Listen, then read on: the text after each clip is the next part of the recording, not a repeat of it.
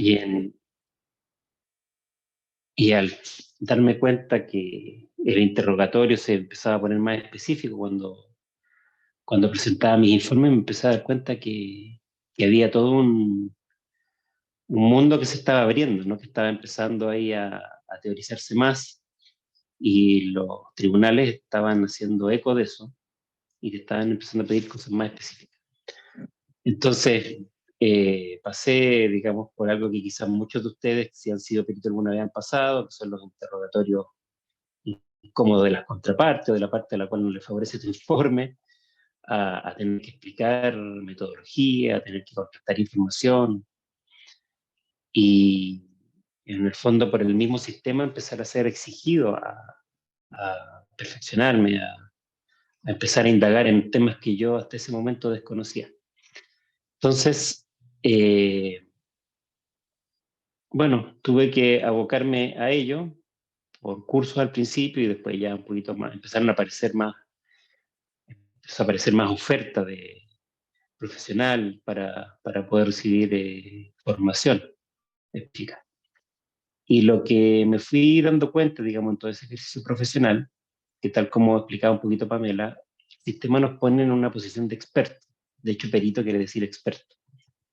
Entonces, se supone que nosotros sabemos muy bien de lo que se trata nuestra ciencia, nuestra disciplina profesional, y tenemos que dar cuenta de ello. Si quieres, Pame, puedes compartir la presentación, por favor, para poner la lámina 2. Ok, inmediatamente.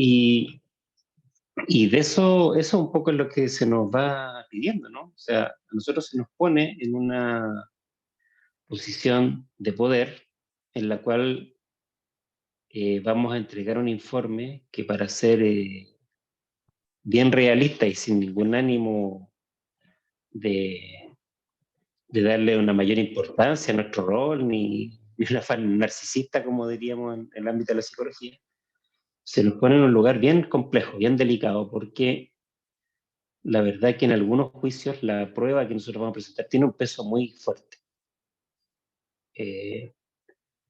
Y diría que en algunos casos, sobre todo por ejemplo, en los cuidados personales, específicamente la prueba psicológica, ¿ya?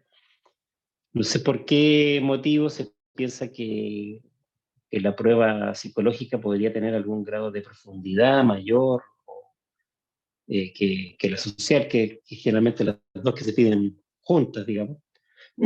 Pero está instalado de esa manera, ¿ya? Y es bien delicado porque nos vamos a encontrar con causas en las cuales prácticamente el fallo tiene que ver con la conclusión de nuestro peritaje. Entonces, casi como que el juez está un poquito endosándonos la responsabilidad que es de él, ¿cierto? Que es la responsabilidad de bajo su criterio de juez, luego que se le presentan todas las pruebas, el poder tomar una decisión. Y una decisión que va a impactar en la vida de una familia, ¿ya? Porque va a significar que se van a realizar ciertas prácticas, se van a delimitar ciertas acciones, y se van a determinar cosas complejas, por ejemplo, incluso la continuidad de un vínculo entre, entre el padre o la madre y alguno de sus hijos. ¿Eh? ¿Quién va a ejercer el cuidado y de qué manera? Si el padre o madre que no está ejerciendo el cuidado personal va a poder ver y bajo qué condiciones a este hijo y mantener alguna vinculación futura. Entonces son decisiones que sí o sí van a impactar a la familia en su totalidad, y con mayor importancia, diría yo, de un sujeto de desarrollo a ese niño, niña o adolescente, ¿ya? Entonces, ese es el grado de importancia y eh, bien digo, que va a tener nuestra evaluación, porque algún juicio en positivo, en negativo o más o menos categórico, puede generar un fallo judicial con consecuencias para toda la vida de esa familia. Entonces, esa es una primera dimensión que hemos querido transmitir en Mejora Continua al presentarle estos enfoques que muy bien relató Pamela. Y también operativizado en cómo se va a llevar a cabo la evaluación. Porque la evaluación va a tener un componente predominantemente técnico, ¿cierto? Que son las distintas herramientas que nosotros podemos transmitirle a través de los cursos, del diplomado, pero también va a estar cruzado siempre por una variable ética muy potente, que tenemos que tenerla muy clara y muy incorporada para que podamos realizar nuestro trabajo en toda su dimensión, ¿ya? ¿Puedes mostrar la lámina 3, por favor, Pam? Ok. La ¿La siguiente, 2? esa. Es. Esa. Entonces, ¿cuáles son las complejidades que nos vamos a ver enfrentados cuando hablemos específicamente de competencias parentales? Una que, en primer lugar, el concepto es un concepto que está en evolución, en estudio, ha avanzado muchísimo en el último tiempo, pero el modelo en sí, el modelo teórico y metodológico, sobre todo el metodológico, está principalmente orientado a la intervención, ¿ya? Es un modelo que se ha ido creando eh, por el interés que despierta el tema de la infancia, ¿cierto? Pero también porque una serie de programas y de políticas públicas ha estado orientado a intervenir las familias para poder generar cambios en lo que se denomina como falencias, ¿cierto? En lo que es la crianza y el trato, digamos, el trato hacia la infancia en general. Entonces, obviamente, estos modelos inicialmente parten desde lo clínico, o sea, viendo las falencias, las debilidades, intentando, entre comillas, reparar lo que está mal, porque esto está cruzado, obviamente, con temas de derechos, ¿cierto? Y muchas veces con temas de vulneraciones. Entonces, empiezan a surgir modelos interventivos, se empieza como a hacer modelos que van integrando modelos previos. Por ejemplo, el modelo actual, uno de los más usados, por lo menos forense, que es el de Esteban Gómez, y no es que deseche los modelos anteriores de María José Rodrigo de España o el modelo de Barudi, que es como el más conocido, digamos, que fue el modelo inicial, sino que es un modelo que va integrando el conocimiento previo y va integrando también muchos otros enfoques que tienen que ver con modelos de apego, ¿cierto? Temas de resiliencia, etcétera. Todos relacionados al desarrollo y a la infancia. Entonces, el modelo de competencias parentales en general siempre ha estado más orientado a cuando tú tienes que actuar ya con la familia que viene en crisis, ya sea de una manera voluntaria o enviada por un tribunal o por derivada de algún organismo, de algún ente institucional, y sobre los cuales hay que actuar, ¿ya? Entonces, se han diseñado una serie de instrumentos que sirven de apoyo a esa labor diagnóstica para poder trabajar con la familia. Uno de los instrumentos muy, muy importantes que se ha desarrollado en el último tiempo es la escala de 2P, porque la escala de 2P tiene una coherencia lógica por Gómez y busca evaluar, ¿cierto? Ese tipo de competencias operacionalizándolo según la edad. Entonces, tienes una pauta para evaluar en un rango de edad, no sé, de 0 a 18 meses, otra de 18 a 3 años, y así, hasta llegar a la última que es hasta el 17. Porque los enunciados están hechos considerando etapas de desarrollo, ¿ya? Es un instrumento bellísimo que se usa bastante en intervención, y la persona, el padre o la madre, o ambos, se autoevalúan y van diciendo en qué que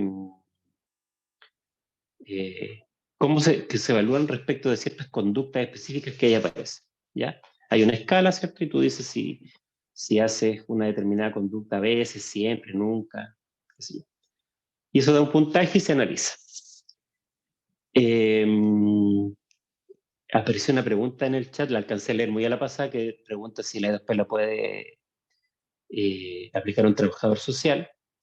Y la verdad es que ese instrumento lo puede aplicar profesionales en general que trabajen en parentalidad y, e incluso su capacitación, digamos, es gratuita. Uno accede a través de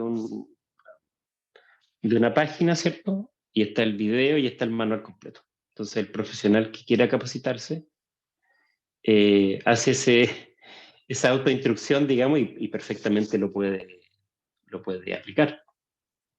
Es muy simple de aplicar por otra parte, y es muy clara la corrección y los puntajes y todo. ¿Ya? Entonces, el 2015 me parece que es la primera versión, se empezó a aplicar mucho en forense, y, y el autor tuvo que decir que el instrumento no estaba, no estaba autorizado y no se puede aplicar para realizar pericia, ¿ya? Siendo que incluso en la norma técnica del DAM aparecía sugerido. El DAM es un organismo que realiza evaluación pericial. Entonces tú dices, bueno, él inventó este instrumento y después dice que no lo usemos. ¿Por qué pasará esto? Porque hay una gran diferencia, esa es la respuesta, entre evaluar clínicamente una familia que ya está siendo sometida a una intervención a cuando tú estás en un contexto forense. ¿Ya? ¿Cuál es la diferencia? Que en la clínica se supone que ya se detectaron ciertas falencias o ciertos aspectos que tú tienes que mejorar, y puedes desarrollar algún grado de cercanía, de empatía profesional con ese grupo familiar. Entonces la persona va a responder el cuestionario de una manera más confiada, sabiendo que a lo mejor ahí tiene alguna falencia, algunos aspectos que no hace bien, y que el profesional va a ayudar, ¿cierto?, a que se mejore un determinado estándar, un determinado aspecto, que le va a entregar a lo mejor la sugerencia directa o le va a ayudar a construir su propia solución al respecto. Eso es el ámbito clínico. Pero en el ámbito forense, nosotros tenemos que hacer un diagnóstico transversal, aquí y ahora. ¿Cómo es que está en este momento presentándose tales variables que nos están pidiendo? Hay una determinación, hay un juicio, ¿cierto? Te mandan a hacer un peritaje, y ahí dice claramente, evalúe las competencias parentales de tal persona, de la madre, del padre, o de ambos. Y tenemos que hacer el diagnóstico en un contexto que es amenazante, porque puedo perder la custodia, la tutela de mi hijo, pueden darme más o menos visitas, pueden darme menos visitas de las que yo aspiro a tener, o incluso puedo perder el contacto con, con mi hijo o con mi hija, de acuerdo a cómo salga esta evaluación, cuál sea el resultado. Entonces, en el contexto forense, nosotros vamos a suponer que los evaluados van a tener este factor de estrés adicional y que van a querer presentarse mejor de lo que posiblemente se autoevaluaran si el contexto no fuera amenazante y no se fueran a tomar estas decisiones. Y la E2P no tiene algún criterio que pueda medir si la persona está respondiendo de una manera, llamémoslo así, transparente, o está intentando presentarnos una imagen mejor o incluso peor en algunos casos de de lo que es en realidad su desempeño. Entonces, ese es el motivo por el cual la EDP no es que sea un mal instrumento, sino que no está diseñado para que nosotros lo usemos como un instrumento forense, o por lo menos no podemos sacar conclusiones muy estrictas, muy específicas de los puntajes, porque está este aspecto de, llamémoslo así, de manipulación o falseamiento, que no quiere decir que la gente sea, digamos, poco transparente o creíble, sino que están en un contexto especial, se están jugando cosas importantes, ¿ya?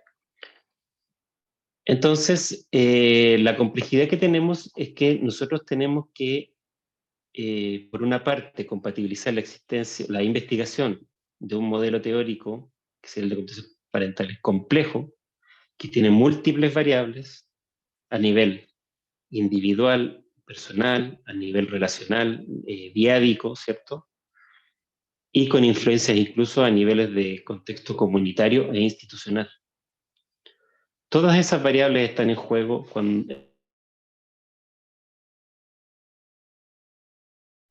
Así que el tema es cómo nosotros realizamos esta evaluación sobre un modelo complejo, multivariable, y por otra parte, el estándar forense, ¿cierto? El estándar pericial nos exige ser un estándar multimétodo y multifuente. Quiere decir que no podemos tener un instrumento único de evaluación, sino que tenemos que echar mano de varios instrumentos que se deben contrastar. Y por otra parte, se nos exige hacer contrastación de los relatos, ¿cierto? Y tener fuentes de información diversas, ¿ya? Quiere decir que no nos podemos quedar en este caso solo con el relato de quien estamos verificando, sino que debemos considerar el relato de otras personas, ya sea que vivan en que puedan tener algún grado de relación con esta evaluación, por ejemplo, familiares directos, personas que a lo mejor puedan prestar algún tipo de servicio o que tengan algún grado de cercanía.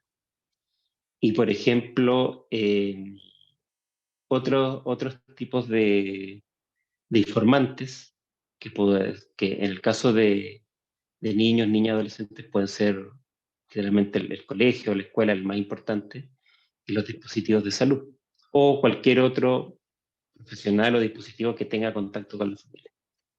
Entonces, nos vemos enfrentados a que debemos hacer una evaluación con múltiples informantes, múltiples fuentes, para poder dar cuenta de esta complejidad, ¿ya?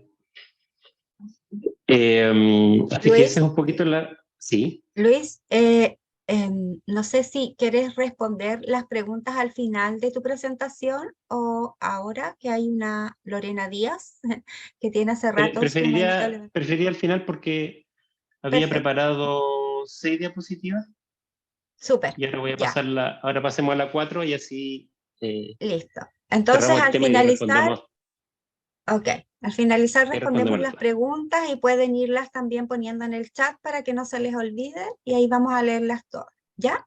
Claro. Pásame la siguiente lámina, Pablo, por favor.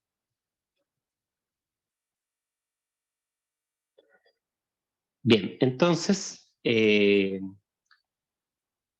este modelo, que es el que hoy más se usa, no es el único, ¿cierto? Pero es uno de los más utilizados, el de Esteban Gómez, nos plantea que la existencia de 4 tipos de competencias, ¿ya? Las competencias vinculares, las formativas, las protectoras y las reflexivas.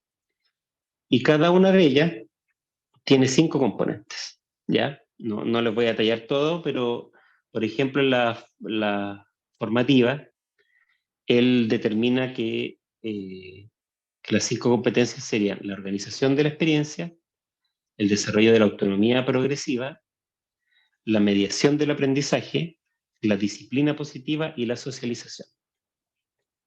Entonces, nosotros al hacer un estudio de las competencias parentales, aparte de hacer un, un estudio de contexto también, ¿cierto? Nos tenemos que referir a cada una de estos 5 componentes para poder armar un panorama global de lo que es la competencia formativa en específico, ¿ya? Entonces, como ustedes ven, en el fondo tenemos que evaluar 20 componentes para hacer un peritaje, digamos, que abarque toda la complejidad de lo que son las competencias parentales como son entendidas bajo este modelo. Y esa información la vamos a obtener. Me voy a saltar a la 6, pásame a la 6, a la siguiente. Utilizando a lo menos este tipo de métodos, que serían las entrevistas, ¿cierto? Las pruebas psicológicas, la visita domiciliaria, la observación vincular y las fuentes indirectas y triangulación de la información. Respecto a la entrevista, existe un amplio abanico y generalmente se tiende a usar las entrevistas como clínicas tradicionales, pero existen entrevistas específicas que están diseñadas para evaluar competencias parentales. Entonces, generalmente, por lo menos mi recomendación es usar algún protocolo de entrevista general que nos dé un panorama de la persona en cuanto a su historia de vida y en cuanto a hay algunas específicas que ya indagan más en rasgos de personalidad e incluir la entrevista desarrollada también por estos autores que se llama la entrevista Odisea, porque esa entrevista específicamente indaga en aspectos de competencia parental y ya está estructurada, ¿ya? No va a abarcar los aspectos que nosotros tenemos que evaluar. No queda a criterio del profesional qué se pregunta y qué no, sino que ya los autores, hubo un trabajo en el cual diseñaron una entrevista para que no se nos escapen temas y se pueda, digamos, con una coherencia con el modelo teórico. Entonces, ese aspecto es importante porque nos va a permitir tener información de una riqueza específica para el trabajo que tenemos que hacer. Respecto de las pruebas psicológicas, no existen pruebas específicas que evalúen competencias parentales, por lo tanto nosotros tenemos que ser muy cuidadosos en este aspecto y seleccionar idealmente algunas que tengan medición de algún grado de veracidad o de falseamiento, ¿cierto?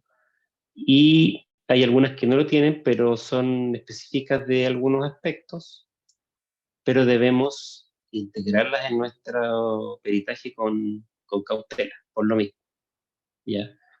Debe consignarse que las conclusiones tienen algún grado de limitación y ese tipo de componentes que estemos evaluando deben ser triangulados con otras fuentes para que le demos más solidez a nuestras conclusiones, ¿ya? Respecto de la visita domiciliaria, no puedo, digamos, extenderme mucho en este punto respecto a lo que es la visita domiciliaria tradicional, porque es una mayor competencia de los trabajadores y trabajadoras sociales, pero desde el punto de vista del psicólogo, nosotros vamos a evaluar algunas cosas como específicas, que tienen que ver con aspectos principalmente vinculares y de dinámica, ¿ya? Nos interesa observar la casa, en qué condiciones está, ¿cierto? Nos interesa saber si ese niño tiene un dormitorio, si está adecuado o no, si está en las condiciones, en qué condiciones está. Pero obviamente podemos hacer una apreciación bastante general, e incluso diría yo hasta de sentido común, porque sin una formación especializada en ese tema, no tenemos mayores herramientas de análisis, por lo menos en lo que son las condiciones materiales y todo eso. Pero sí podemos observar a la gente cómo se desenvuelve en esa casa, en ese hogar. Muy distinto a realizar una observación en visita, por ejemplo, lo que es la observación vincular. La podemos hacer en nuestra oficina, y podemos obtener algunos datos, pero no es lo mismo que ir a la casa y después de 20, 30 minutos, una hora, que la gente ya empieza a actuar de una manera un poquito más espontánea, observar ciertas dinámicas, ciertos aspectos que son únicos de la familia. Entonces esto nos va a aportar información muy, muy interesante. Y si esa visita se hace en dupla, con mayor razón, mucha más riqueza vamos a poder obtener, ¿ya? De hecho, el mismo Gómez y su equipo sugieren que las evaluaciones de competencias parentales sean realizadas en una dupla psicosocial. Lamentablemente, por temas como de la estructura judicial, se tiende a pedir la evaluación de competencias parentales al psicólogo, más que al trabajador social, y se piden las pericias por separado, ¿ya? No vamos, difícilmente, al ser nombrados, vamos a ir contra la estructura y hacer algo para lo cual no hemos sido nombrados, ¿cierto? Pero sí hay formas de minimizar esa separación, que tiene que ver, por ejemplo, con planificar visitas en conjunto. A veces incluso las entrevistas preliminares se podrían llegar a hacer en conjunto con él o la colega trabajador social. Y el análisis también se puede llegar a hacer en conjunto, para poder integrar en ambos informes el enfoque que tiene cada especialista. Entonces se puede llegar a hacer, si bien no puedes presentar un informe único, pero sí en cada informe por separado se puede decir que hubo una coordinación y se pueden integrar los puntos específicos de cada área, lo cual le va a dar más riqueza al informe pericial. Y respecto del último punto, las fuentes indirectas y triangulación de la información, tiene que ver con que yo voy a darle mayor profundidad a un punto específico. Entonces, por ejemplo, si tengo que evaluar una competencia protectora, no voy a estar solamente incorporando lo que me está diciendo la persona de manera directa de cómo se desempeña, sino que yo eso lo voy a corroborar con otros informantes que puedan decirme cosas específicas. Y ahí voy a poder contrastar la información y poder presentar un panorama sólido, o incluso a veces poder evidenciar ciertas inconsistencias para que se pueda profundizar en un diagnóstico posterior, ¿ya? Entonces, como se muestra en esta lámina, la metodología también es compleja, porque no podemos quedarnos con un tipo de prueba o de herramientas, sino que tenemos que usar múltiples herramientas, y también tenemos que un poco lograr la práctica de cómo podemos cruzar la información para poder integrar estas distintas fuentes de información en nuestras conclusiones, ¿ya? ¿Puedes volver a las 5, por favor? A la anterior. Entonces, esto ya como para ir cerrando, ¿qué es la evaluación en competencias parentales? Es el proceso de identificar, recabar y sopesar reflexivamente información. ¿Por qué enfatizo lo de reflexivo? Porque acá no se trata que un instrumento nos va a dar un resultado, sino que el peritaje es finalmente un documento que va a dar cuenta del ejercicio profesional nuestro. Nosotros vamos a construir el peritaje. El principal instrumento para realizar el peritaje es el perito mismo. Por eso la importancia de capacitarnos y de dominar distintas fuentes, porque finalmente la construcción del análisis de las conclusiones lo vamos a hacer nosotros en base a toda esa información que nosotros vamos a haber recabado. ¿Ya? Entonces decíamos que es el proceso de identificar, recabar y sopesar reflexivamente información en diversos ámbitos y niveles de la ecología y de la historia familiar, para comprender factores significativos que afectan la protección, permanencia y el bienestar infantil, las competencias parentales propiamente tales, y la habilidad de la familia para garantizar la seguridad y desarrollo positivo de los niños, niñas y adolescentes. Entonces, como espero poder haberles transmitido en este breve tiempo, la evaluación de competencias parentales es una evaluación compleja. Es una evaluación que nos llama un poco a la reflexión y a la integración de un nivel formativo muy potente y a la vez también a un tema de reflexión ética respecto de las consecuencias que va a tener nuestra intervención específica que se nos está pidiendo, que es esta evaluación. ¿Ya? Por el impacto, como les decía al principio, que va a tener, y bueno, y por la complejidad de los niveles que tenemos que abordar para poder entregar un informe adecuado. Un informe pericial nunca debe ser tomado como la única prueba o la verdad absoluta respecto de lo que va a ocurrir en un juicio y el futuro de esta familia, por otra parte.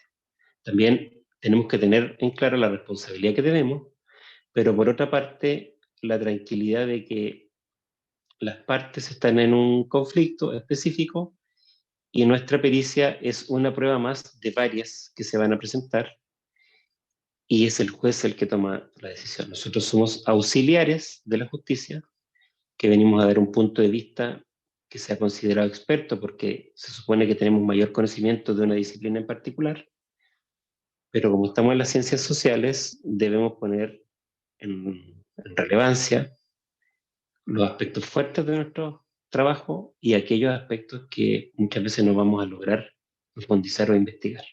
Y debemos ser transparentes con ello para que se pueda tomar una decisión acertada. No somos quienes para juzgar, no somos quienes tampoco para decir que tenemos la bola de cristal ni la verdad. Este es un punto de vista técnico que vamos a aportar entre varios otros puntos de vista más para que el juez pueda tomar la mejor decisión posible. Eso pues, queridos y queridas asistentes. Ahora me parece que tendremos un espacio para las preguntas, para el debate. Sí. Ahora, entonces, es el momento de las preguntas que quieran hacer. Yo voy a leer algunas de las preguntas que están en el chat primero, pero primero va a Lorena. Vamos a darle la palabra. Tiene su manito levantada hace un montón de rato. Lorena, ¿está por ahí? Hola. Lorena Díaz. Hola, Lorena. ¿Cómo está? Bien, hola, buenas noches. Buenas noches. Bueno, mi pregunta es para Luis.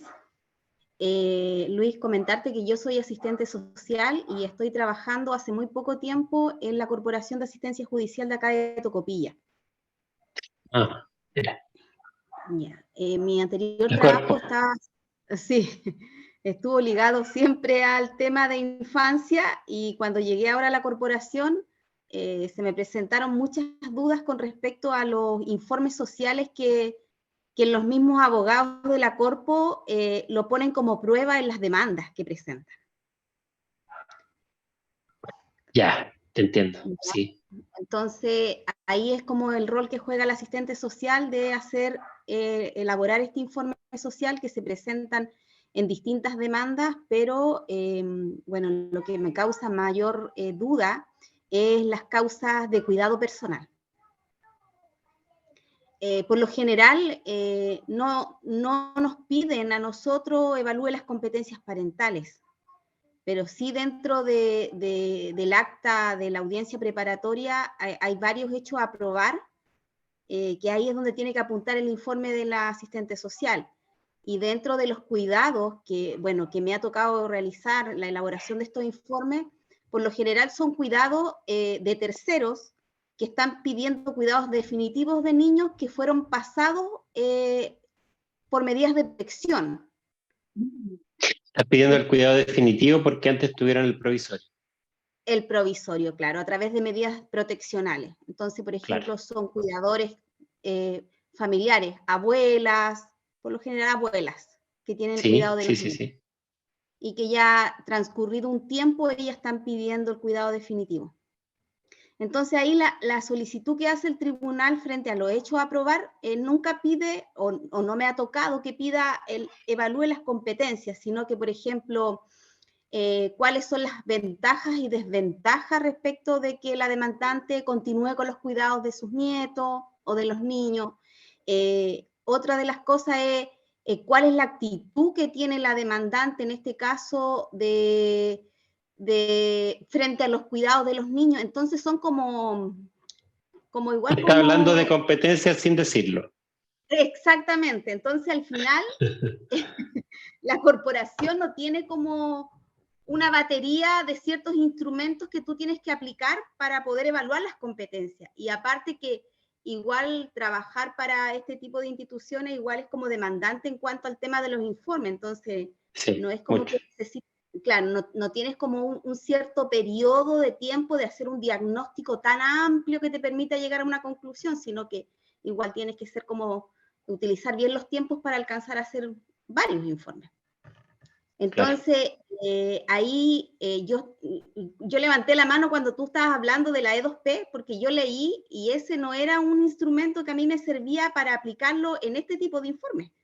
Entonces claro. Yo digo, ¿qué aplico? ¿Cómo lo hago para poder responder a las preguntas que el tribunal me pide, a los hechos a aprobar? Y lo que yo estoy haciendo en la actualidad, bueno, la visita domiciliaria sí o sí, la triangulación de información con las escuelas, con el hospital, en el caso de que si los niños todavía están en programas de la red Sename, y trabajar mucho con la historia de vida de las personas, pero como por ejemplo son abuelas, trabajar desde la historia de vida de la abuela, de cómo fue también su relación con ese hijo, con esa hija que le quitaron los niños, que el tribunal desistió, o sea, optó por entregar a los niños a esta abuela, a este tercero, y después de llegar como a la conclusión también de la relación que tuvo esa hija con esos niños, por qué llegaron a la instancia que llegaron. Y desde ahí, recopilar toda esa información y ver si puedo responder a todas las preguntas o a todos los hechos a aprobar que el tribunal está solicitando. Pero aplicar un instrumento en sí todavía no encuentro qué instrumento. Yo creo que, mira, es súper interesante lo que tú planteas, porque tiene que ver con los alcances y con lo que podemos hacer en lo concreto. ¿Ya? La corporación, yo trabajé en la corporación hartos años, me retiré en el 2021, pero el programa, digamos, el consultorio que tenía psicólogo, que era Quillota, donde estaba yo en la quinta región, era una excepción porque era un plan piloto para tener psicólogo solo ahí. Y en ninguna otra parte de Chile la corporación tiene un psicólogo en familia. Solamente es la dupla, ¿cierto? Sociojurídica. Entonces, partiendo de esa base de requerir un informe psicológico, lo tienen que pedir algún tipo de organismo externo, ya sea un DAM, pero el DAM generalmente va más por el lado de las medidas proteccionales, ¿cierto? O si es que la red tiene algún profesional que pudiese dar el servicio, o si no, como se dice en buen chileno, hay que hacer las cosas con lo que hay, no con lo ideal, digamos. Entonces, creo yo que en ese caso específico, más que el instrumento, porque claro, siempre somos, yo diría que somos huérfanos de la E2P, ¿no? O sea, queremos una E2P forense que ojalá exista, pero todavía no existe, Entonces, todos quisiéramos que, así como en violencia de pareja está el SARA, que lo podemos puntuar y nos da el riesgo y todo, y están las variables ahí listas, bien establecidas, acá no están, acá no está el instrumento para realizar eso. Entonces, lo que yo ahí te aconsejaría específicamente es que se haga un análisis tanto de lo que fue la causa proteccional, ¿cierto? De los antecedentes, de lo que obra en esa causa, y después tiene que ser una labor bastante descriptiva. Yo también mis pericias cada vez las he ido basando más en la contrastación de información y relatos, más que en los test psicológicos, sobre todo las de competencia parental. Porque hay información que los test no van a recoger, y porque la situación lo que requiere es que tú contrastes mucha información y puedas dar cuenta de la realidad de ese niño en un contexto. En este caso, si ese abuelo o abuela está pidiendo la ratificación de un cuidado personal provisorio, quiere decir que ya hay una historia de por lo menos un año y medio de ejercicio efectivo de esos cuidados. Y de esos cuidados te va a poder dar cuenta el mismo niño, los abuelos desde su punto de vista a lo mejor más parcial, ¿cierto? Porque es su punto de vista como más subjetivo, pero va a haber un colegio, va a haber posiblemente un programa de intervención que ya ha estado operando hace un tiempo, un PDF, un PRM, qué sé yo. Va a haber un consultorio, posiblemente hayan algún otro especialista, un fonoaudiólogo, qué sé yo.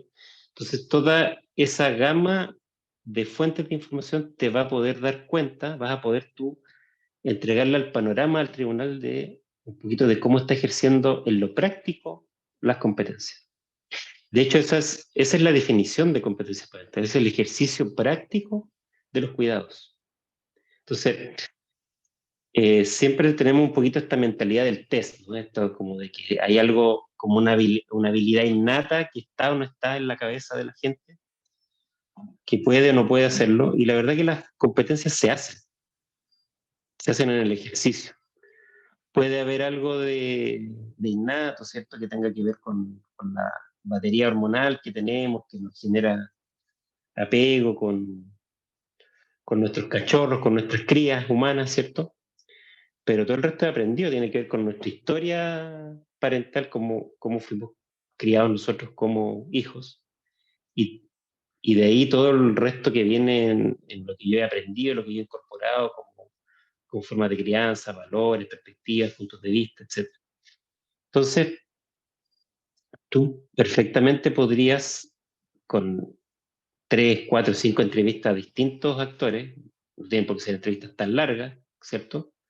Mostrarle al tribunal un panorama.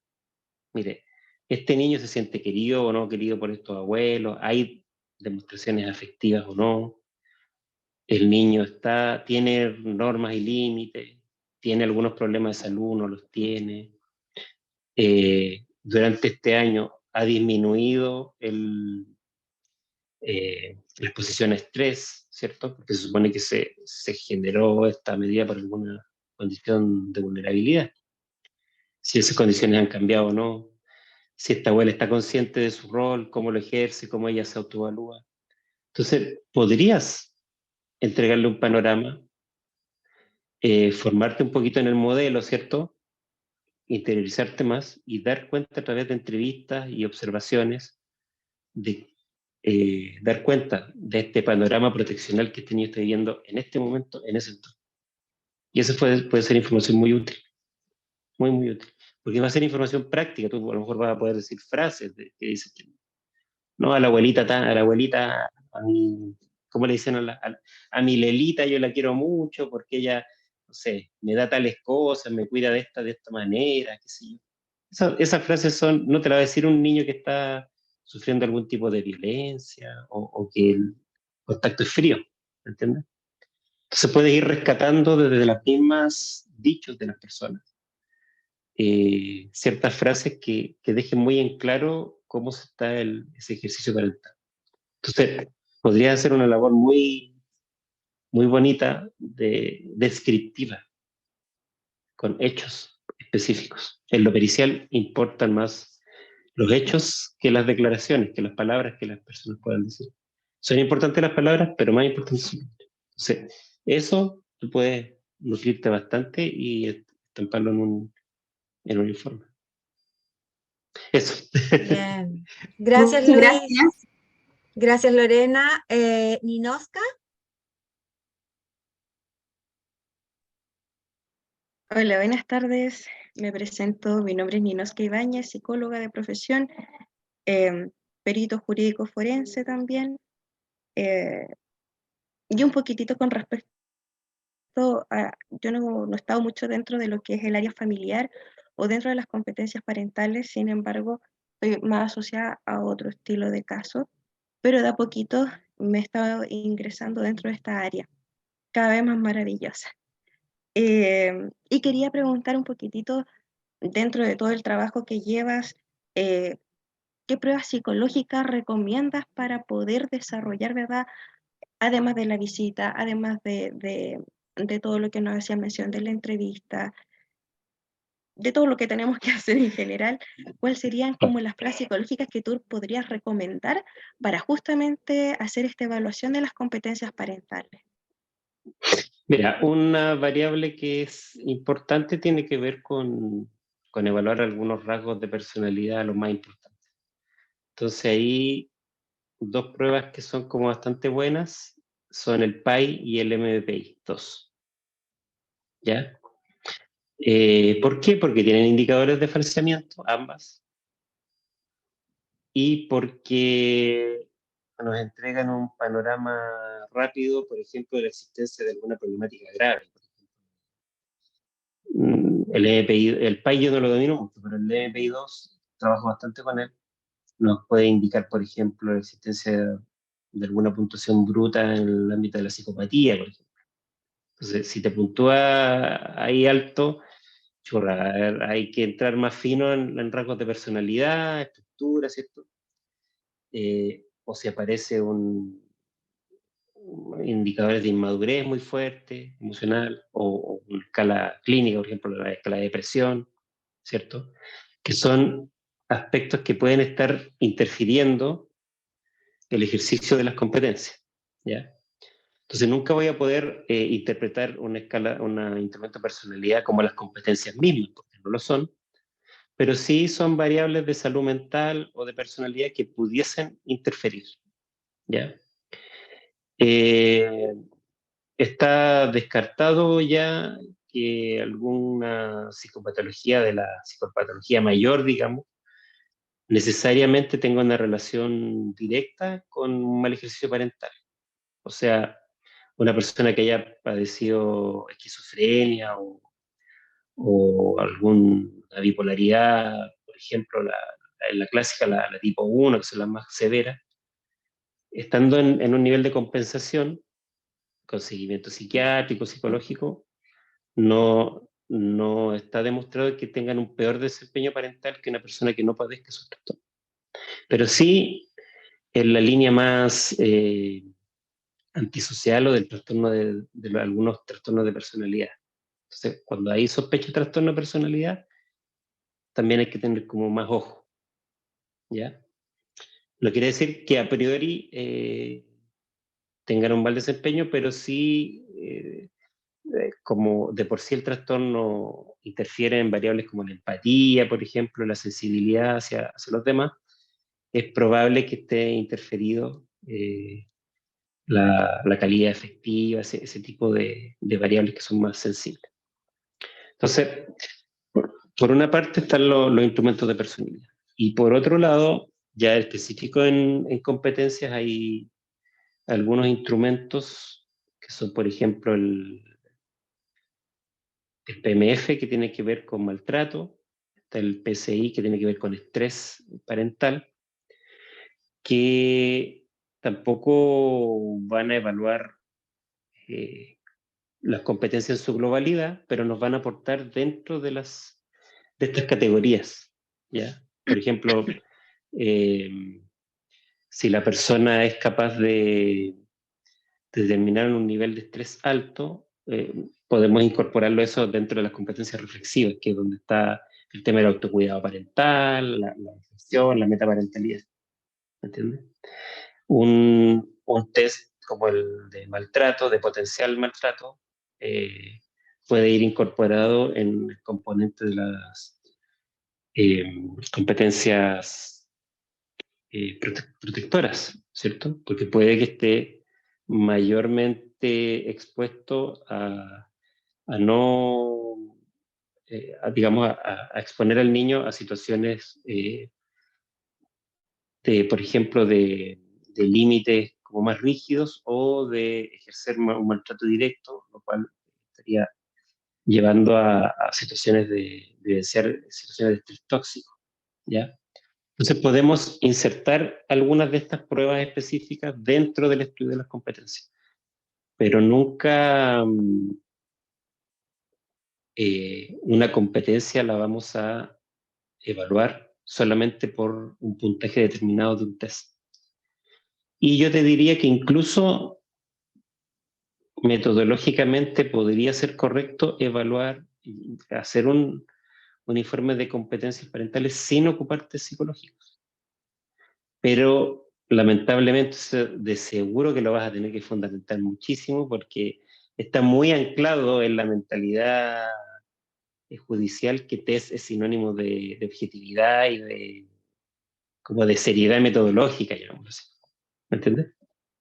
Entonces, es delicado no incorporarlos, pero te diría que incorporarlos aporta un porcentaje, pero la mayor cantidad de información valiosa se obtiene a través de entrevistas y de observación directa. Eso. Muchas gracias, Luis. Gracias, Muchas Ninochka. gracias. Voy a leer ahora algunas consultas que aparecen en el chat para ir avanzando. Ya estamos como un poquito en la hora para no retenerlos más. Catherine Calderón dice, clarito los 5 informes, muchas gracias. Ninochka dice, consultas, enviarán las PPT. Sí, Ninochka, les vamos a enviar las presentaciones. Marcela Vargas Pica dice, hola, soy Marcela, recién egresada de psicología. Quería saber si el realizar informes, la evaluación le indica o un juez.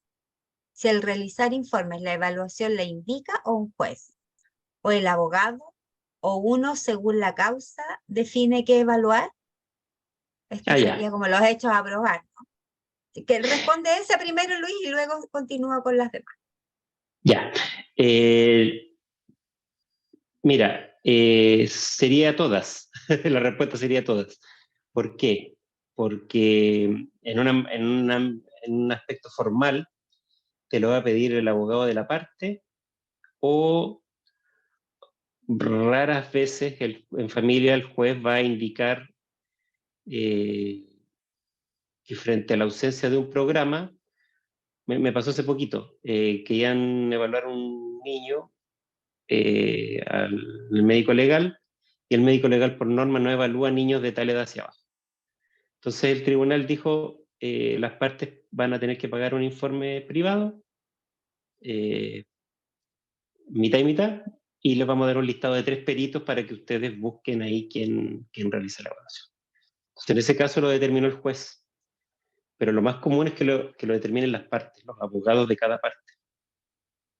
Y eso se realiza en la audiencia preparatoria y en esa audiencia va a estar claramente especificado qué es lo que nos están pidiendo. Va a decir, pericial, informe psicológico elaborado por el perito tanto, a fin de establecer 2 puntos, competencias parentales de la parte, estructura de personalidad tanto, control de impulsos de esta persona. Va a decir lo que nosotros tenemos que hablar. Y a eso nos tenemos que abocar en la evaluación. Ahora, ¿por qué les digo todas? Porque a veces nosotros también podemos influir en lo que nos van a pedir. Pero eso es cuando nosotros ya tenemos una vinculación con el abogado de la parte. Y el abogado nos pregunta a nosotros, oye, ¿cómo? Mira, tengo esta causa y ¿qué pido aquí? Y nosotros lo asesoramos. Y le decimos, mira, yo creo que, de acuerdo a lo que tú me contaste, más o menos tienes que pedir esto, esto y esto. Y él va finalmente a pedir eso que nosotros le dijimos. Pero en lo formal lo pide o el abogado de la parte o el juez como prueba. Eso.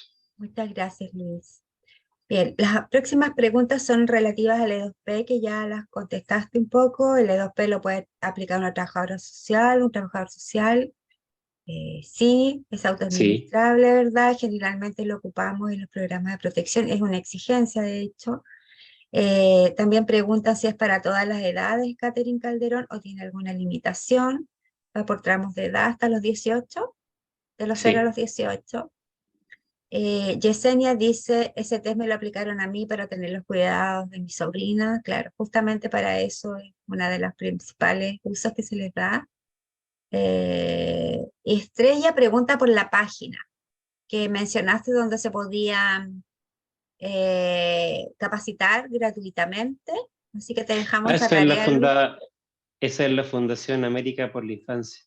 Fundación América por la Infancia. Tienen Estrella. una página de recursos gratuitos y también de cursos pagados, y de ahí se puede descargar la FAI, como dice Tania. Se puede descargar el manual de la E2P de la segunda versión, que es la actual, y me parece que ahí hay un enlace a un video para poder capacitarse. Perfecto. Estrella, ¿bien? Sí. Súper. Puso un dedito para arriba la Estrella. Bien. Lilian dice, ¿hay algún mínimo sugerido de instrumentos a utilizar? Yo creo que ya está implícitamente respondida esa pregunta. No. Sí. Depende de... El perito va a determinar qué metodología usa y si usa o no test y cuántos, de acuerdo al caso. Respecto de eso, quisiera decir que yo como perito, como que no he usado muchos instrumentos, no ocupo más técnica, y nunca he tenido ningún problema ni objeción de la contraparte, así que parece que pareciera, Luis, no sé qué opinas tú, que esa exigencia está más fuerte en el área de psicología que de trabajo social. Sí, es que como que se entiende que el test, como que el psicólogo va a aplicar test, una cosa así, como que está en Claro, el inconsciente claro. colectivo, llamémoslo de alguna manera, Ujú. pero no necesariamente, claro, igual hay una base psicométrica fuerte y muchos instrumentos, pero el tema es discriminar si esos instrumentos sirven o no sirven para lo que estamos estudiando, si de eso se trata finalmente. Es como, no sé, pues aplicar una alcoholemia para determinar la paternidad, o sea, no tiene relación una cosa con otra. Entonces tenemos que, si vamos a aplicar un test, tiene que medir eso que queremos medir, si no, no tiene sentido. Muy bien. Paula Díaz dice, buenas tardes, excelente presentación. Quería saber cuál es el nombre del modelo que presentó en la tabla. Muchas gracias. Es el Se de las llama competencias. modelo Odisea, Modelo Odisea. de competencias parentales, sí. Después, Pamela Aguilar. Gracias, Luis. Lo que señalas me hace mucho sentido desde la práctica, no tanto técnica, sino más bien describir lo que refieren nuestros consultantes. Gonzalo dice, buenísima explicación, agradecida por la oportunidad. Y Pía dice, el NCFAS es otro gran instrumento. Es uno de los pocos instrumentos que me gustan mucho. Y El también, NSFAS es bastante útil, pues sirve mucho porque te da una matriz buenísimo, global de distintos aspectos. así es. Sí. Y además tiene la gracia que se aplica en equipo, digamos, al menos en dupla. Esa es la idea de ese instrumento. Por eso que Claro. tiene esa riqueza también. El profesional es el que evalúa y puntúa, no es Y claro, automatizado. justamente, no es automática. Después Pamela Aguilar dice el Parental Bonding Instrument. Sí, No sé si es una pregunta ya. eso sirve para, dentro de las competencias reflexivas, que tiene que ver con cómo percibes tú a tus propios padres. Pero es un componente dentro de una competencia, te puede servir. Pía Saura dice, también indica competencias parentales y factores protectores de riesgo. Creo que se refiere al mismo que acá en Bonding Instrument. Factores de riesgo Sí, me considerando el sector de refería vida. al NFPAS. Ah, bien. Gracias, Pía. Catherine dice, tengo entendido que hay que acreditarse para aplicar en NSFAS. Yo lo he aplicado y no me he acreditado. No sé si será una exigencia, Luis. ¿Sabes algo de eso? Yo, en mi caso, hice el curso también con la fundación, porque ellos tienen la licencia, la Fundación América para la Infancia. En Chile creo que tienen la fundación y había una otra fundación que se llamaba Ideas para la Infancia. Creo que las dos están operativas. y ellos dos tienen el contacto directo con el grupo de la Universidad de Carolina del Norte, que son los creadores del instrumento. Entonces están autorizados para acreditar a las personas y darle el certificado de que hicieron el curso. La capacitación. Es que es diferente capacitarse que aplicar el instrumento a las personas, ¿no? Eso creo que es la pregunta, si hay que acreditarse para aplicar los instrumentos. Es que esa es la acreditación que podrías obtener, que hiciste la capacitación con ellos. Ellos están autorizados para acreditarte que hiciste el curso, digamos. Y es un entrenamiento teórico práctico, entonces yo creo que se refiere a eso. Pero es difícil que te lo cuestionen, ¿no? No es muy habitual que te hagan preguntas tan específicas, así como que usted se acreditó en tal instrumento. A veces hay algunos abogados más complicados, pero en general no hacen preguntas tan específicas. Bien. Pero lo que no quiere decir que no lo hagamos y no tratemos de formarnos de una manera rigurosa. Así es. Bien, dice, agradecimientos a Luis, a Pamela, a mí. Agradecida por la clase, tengo una duda, instrumento parental y parental es el mismo. Y ideas para la infancia, el FAI entrega manual, E2P está disponible, pero la capacitación es el curso pagado. Esas son las últimas preguntas o comentarios. No entendí lo de instrumento parental y parental, ahí me perdí, no entendí eso. Pero no hay distinción de género, no. En el fondo nosotros tratamos de mencionar parental y parental en esto para ser visible, dado que también tenemos enfoque de género en todos nuestros programas, pero nos referimos exactamente a lo mismo, competencias parentales.